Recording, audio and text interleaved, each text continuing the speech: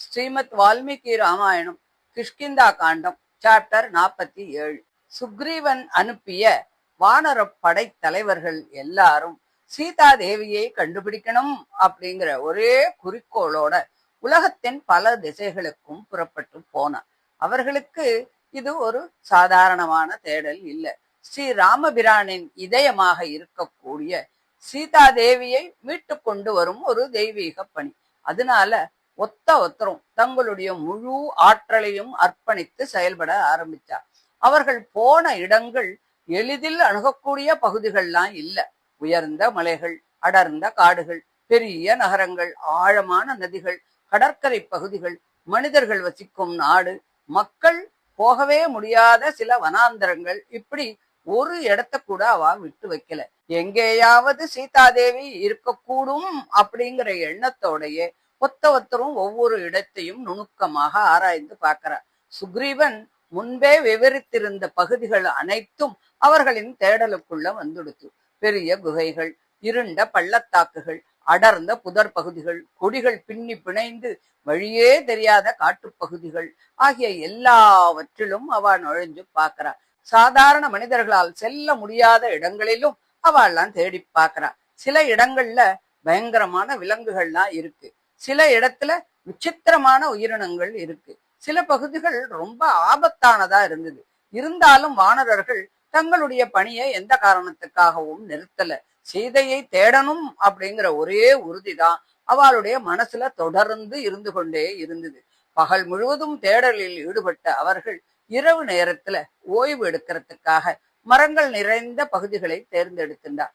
பல நாடுகளில் பல வகையான பழமரங்கள் இருந்தது.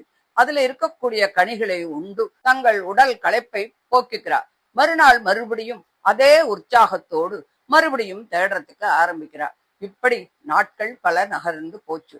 ஆனா சீதா தேவி இருக்கிற இடத்தை பத்தி ஒரு சின்ன தகவல் கூட எதுவுமே கிடைக்கல.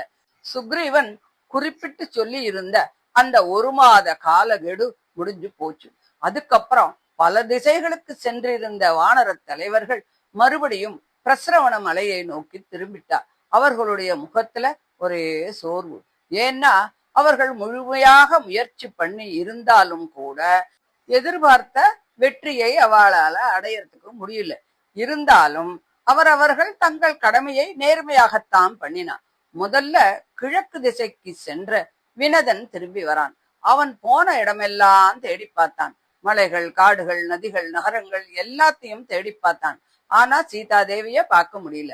வடக்கு திசை நோக்கி சென்ற சதபலியும் தன்னுடைய படையோட திரும்பி வந்துடுறான். அவனும் பல தேசங்களில தேடினான். அவனுடைய முயற்சியும் வெற்றி தரல.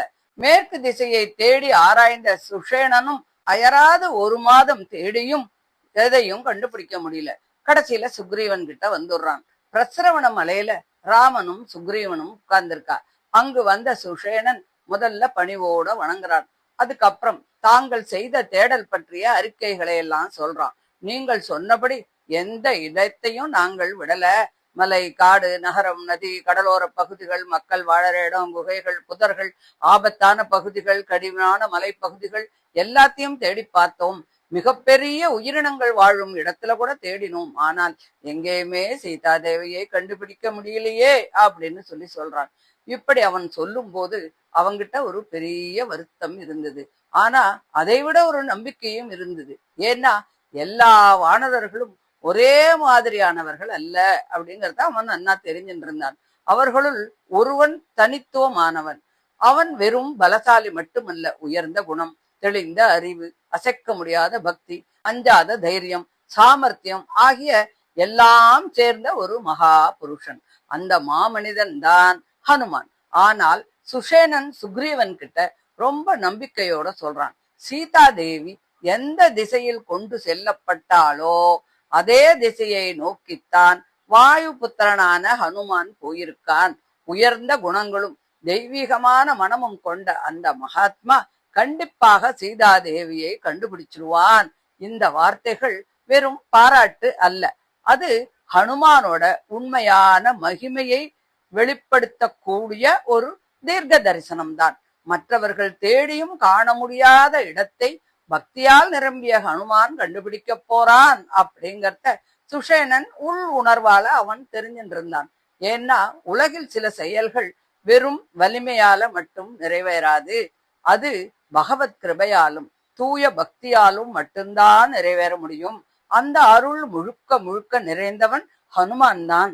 ராமகாரியம் மெதுவாக தனது உச்சகட்டத்தை நோக்கி நகர்ந்து போய்கொண்டு இருந்தது. பலர் தேடியும் கிடைக்காத சீதா தேவியின் தகவல் இறைவனின் சேவைக்காக வாழ்ந்த ஒரு உண்மையான பக்தனின் மூலம் வெளிப்பட போறது. அந்த மகத்தான தருணத்துக்கு முன்பாக எதிர்பார்ப்பும் நம்பிக்கையும் நிறைந்த ஒரு நிலைமையைத்தான் இந்த நிகழ்ச்சி எடுத்து காமிக்கிறது. இறைவனின் காரியத்துல செய்யக்கூடிய எந்த முயற்சியும் வீணா போகாது. சிலர் வழியை தயாரிப்பார்கள், சிலர் வெற்றியை அடைவார்கள். ஆனால் அனைத்தும் இறைவன் திட்டத்தால் தான் நடக்கிறது. ஹனுமான் போன்ற தூய பக்தனுக்கு முடியாதது எது? பக்தி, தைரியம், பணிவு, அர்ப்பணிப்பு ஆகிய எல்லாம் இணைந்தால் இறைவன் தன் காரியத்தை அந்த பக்தனின் மூலம் நிறைவேற்றுகிறான். நம்பிக்கையை இழக்காமல் இறைவனை சார்ந்திருப்பதுதான் வாழ்க்கையின் ஒரு பெரிய பாடம் அப்படின்னு சொல்லி இந்த 47வது அத்தியாயத்தை முடிக்கிறார். தொடர்ந்து 48வது அத்தியாயத்தை அடுத்த ஆடியோல பார்க்கலாம். தேங்க்யூ.